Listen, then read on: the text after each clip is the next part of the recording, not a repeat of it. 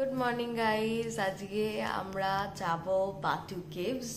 তো বাটু কেভসে যাওয়ার জন্য একটা রুল আছে যে তোমাকে নি লেন্থের নিচে জামা পরতে হবে আর শোল্ডার কভার হওয়া চাই।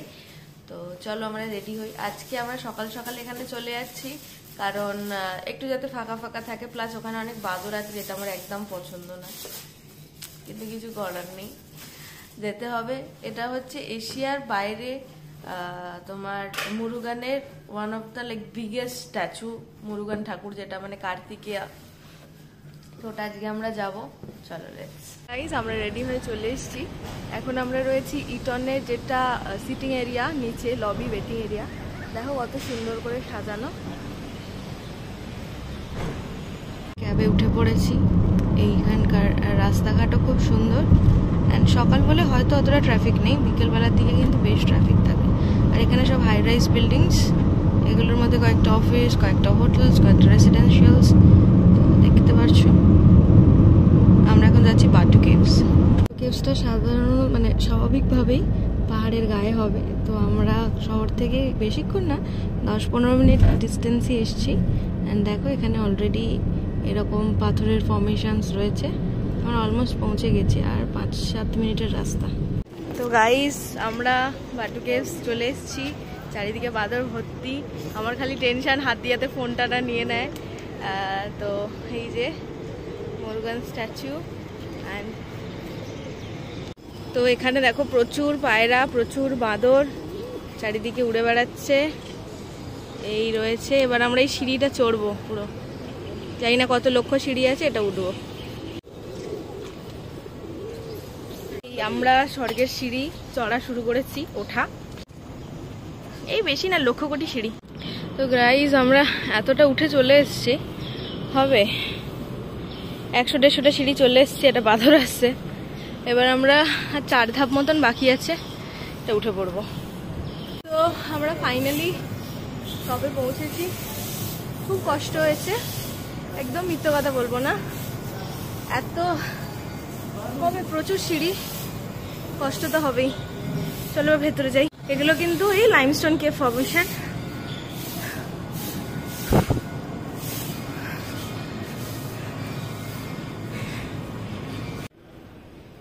এগুলো পুরো ন্যাচারাল কেভ ফর্মেশনস।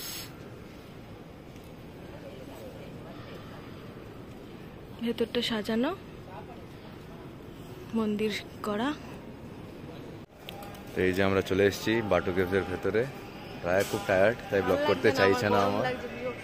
তো আপনাদের আমি একটু, এই যে এটা ভেতরে কেভের, খুব সুন্দরভাবে মন্দিরটাকে কনসেপ্ট করা। আর ওপরে যদি দেখবেন পুরোটাই কেভ।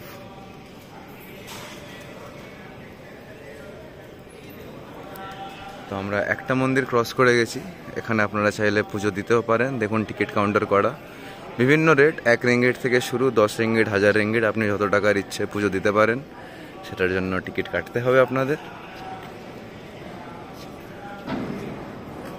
নেক্সট মন্দির আবার এই সিঁড়িগুলো ক্রস করে গেলে আবার উপরে আর একটা মন্দির আছে।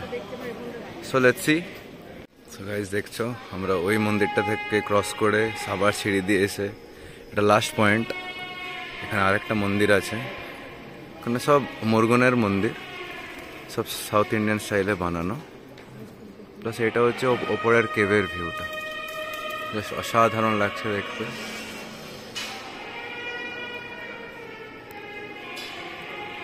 আর এই যে আপনাদের সুপারস্টার খুবই টায়ার্ড, একদমই ওনার ইচ্ছে নেই আজকে ব্লগ করা, তাই আজকে আমি হ্যান্ড ওভার নিয়েছি ব্যাপারটাকে। আশা করছি আমারটাও খারাপ লাগবে না আপনাদের। দেখতে পারেন খুব সুন্দর কেভ, বিভিন্ন মূর্তি আছে। এটা একটা বড় ডোনেশন বক্স, আপনারা চাইলে যেমন আমরা ডোনেট করি ঠাকুরদের, আপনারা এখানে করতে পারেন। Is Raya back in business. আমাদের এখানে ফ্রিজ ম্যাগনেটস আমরা সিলেক্ট করছি, which is the tough decision of every trip, তাই তো, যে কোনটা নেব। আমাদের সুভিনিয়ার্স কেনা শেষ। এবার আমরা নেমে যাব আবার দুর্গার হাতে। অনেক কিছু কিনেছি, রাত্রেবেলা দেখাবো। গাইস, আমরা নেমে চলে এসেছি নিচে। এইটা পুরো স্ট্যাচুটা, এই পুরো সিঁড়িটা ভেঙে আমরা গেছিলাম একদম এই নিচে থেকে। পিঙ্কা ভিডিও কল করছে, প্রচুর ভিড় হয়ে গেছে। আমরা সকাল সকাল এসেছিলাম, তখন ফাঁকা ছিল। কত পায়রা, ভীষণ হিউমিড, কারণ আজকে বৃষ্টির চান্সেস আছে 75%, ওই জন্য এতটা গরম লাগছে। এইখানটা ব্রেকফাস্ট করতে এসেছি। এটা একটা কি বলবো, এখানকার ক্যাফে টাইপেরই রেস্টুরেন্ট, ব্রেকফাস্ট করার জন্য সাউথ ইন্ডিয়ান পিওর ভেজ খাবার। আবার রুটি চেনাই অর্ডার করেছি, সঙ্গে ওয়াটারমেলন জুস, আর পিঙ্কা একটা লাসি নিয়েছে। লাসি, আমি নিয়েছি ওয়াটারমেলন জুস, কারণ ওটা খুব রিফ্রেশিং। রুটি চেনাই, তো আমরা রুটি চেনাই খাচ্ছি। একটা জিনিস আমি এত বছর ধরে ঘুরে এক্সপিরিয়েন্স করে, যেটা আমি সবাইকে বলবো, তোমরা যদি লোকাল যেখানে যাচ্ছ সেখানকার খাবারকে সার্ভাইভ করতে পারো, যেমন ইন্দোনেশিয়াতে নাসি গোরেং, এখানে রুটি চেনাই, তাছাড়া সিকিমে মোমোজ, মানে যেখানকার যেটা অথেন্টিসিটি বা যেখানকার যেটা লোকাল ফুড, সাউথ ইন্ডিয়ান অনেক বেশি ফুড, তাই এখানকার সাউথ ইন্ডিয়ান তুমি যদি অ্যাডাপ্ট করে নিতে পারো, যে কোনো জায়গার লোকাল ফুড যদি তুমি অ্যাডপ্ট করে নিতে পারো, তুমি কম খরচায় পুরো পৃথিবী ঘুরে নিতে পারবে। এটা আমার এক্সপিরিয়েন্স। এটা খুব ভালো, এমন না যে একদম মুখে তোলার মতো না, খুব ভালো খেতে রুটি চেনাই। আমি 3-4 দিন ধরে খাচ্ছি।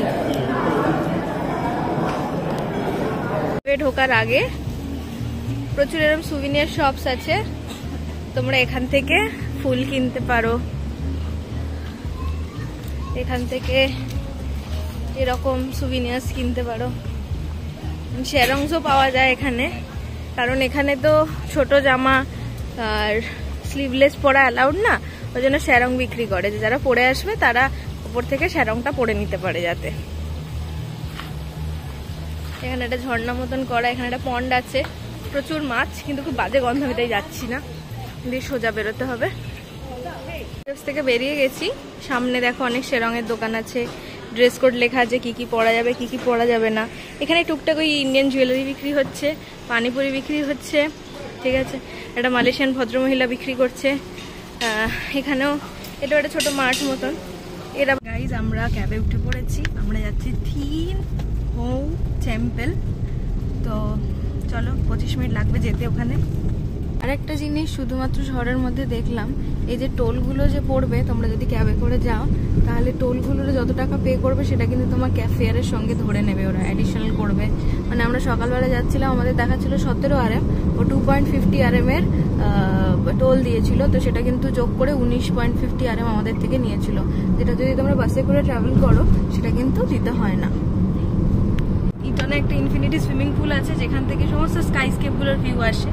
ছবি তোলার জন্যই শুধুমাত্র আমরা এত একটা দামি জায়গায় রয়েছি। আমাদের 3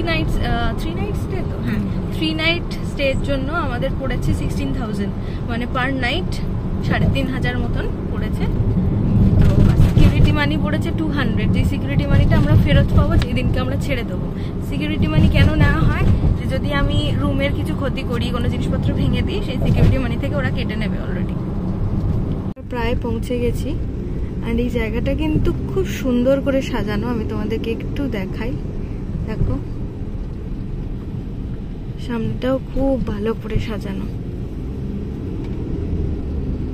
এই যে টেম্পলটা দেখা যাচ্ছে, বুদ্ধিস্ট না কিন্তু,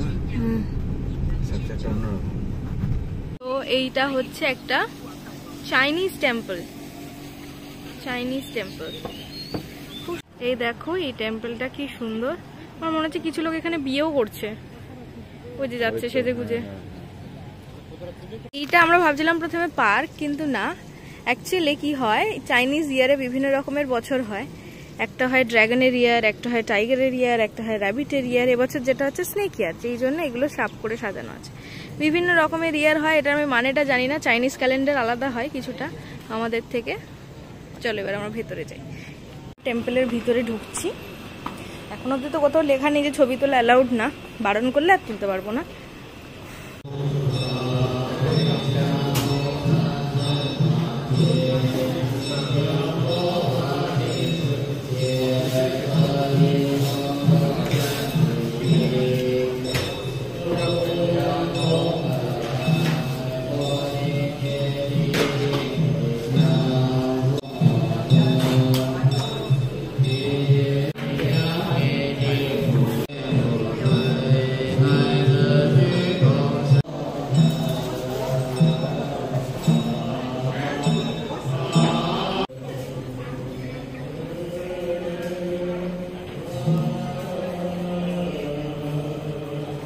গাইস, এটা হচ্ছে পুরো শ্রাইনটা, এদের ভাষায় মন্দির, টেম্পল বা শ্রাইন। ওপরে পুজো হচ্ছে, এখানেও ছোট ছোট ছোট ছোট পুজো করার জায়গা আছে। এবার আমরা অন্য জায়গায় যাব, তো এখান থেকে আমরা বেরিয়ে যাব। চলো, টেম্পল থেকে বেরিয়েই নিচে এরকম সুভিনিয়ার শপ আছে, এখান থেকেও তোমরা সুভিনিয়ার্স কালেক্ট করতে পারো। অনেক কিছু আছে, কি নেই সুভিনিয়ার শপগুলোতে। নে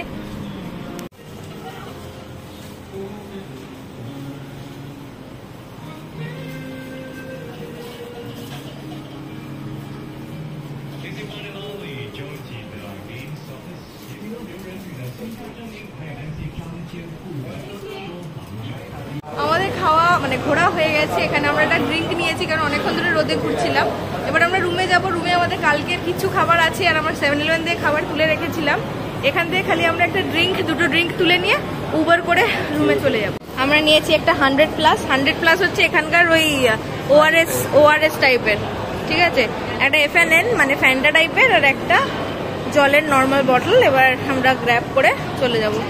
তো গাইজ, আমরা রেডি হয়ে গেছি। আমরা যাচ্ছি সুইমিং পুল, ইনফিনিটি সুইমিং পুলে, যেটা হচ্ছে এখানে 51th ফ্লোরে। একটা ফ্লোরে 6টা করে লিফট আছে। লিফটের সামনে আলো আছে সাইডে।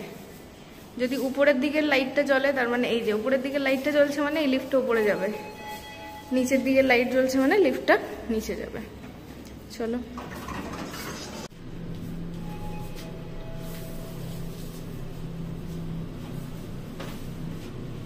তো 51th ফ্লোরে যেতে আমাদের ফ্লোর থেকে অনলি 24 সেকেন্ডস লাগে। আমরা শ্যারং পরে এসেছি, টাওয়েল নিয়ে এসেছি, কারণ আমরা সুইমস্যুট পরে আছি।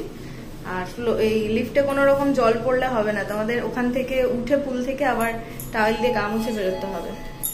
চলে এসেছি 51th ফ্লোরে।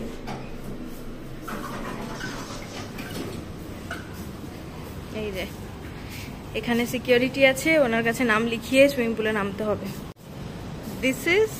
এইটার জন্য আমরা এখানে নিয়েছি।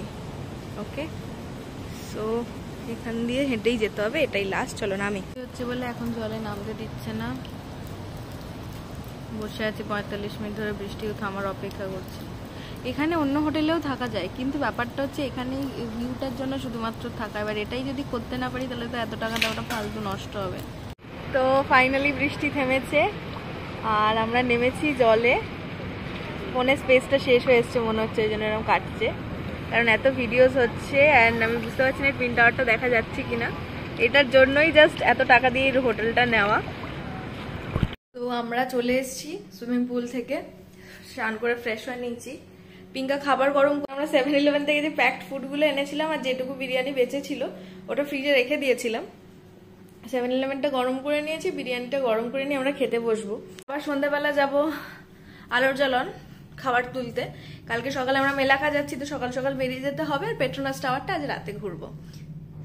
তো গাইজ, আমরা এখন খেয়ে দিয়ে রেস্ট নিচ্ছি। এই পার্টটা শুধুমাত্র আমাদের মালয়েশিয়ার কুয়ালালামপুরের ডে ট্রিপটাই তোমাদের সঙ্গে শেয়ার করলাম। এবার পরের পার্টে তোমাদের সঙ্গে নাইট লাইফটা শেয়ার করবো। চলো দেখা হবে পরের পার্টে।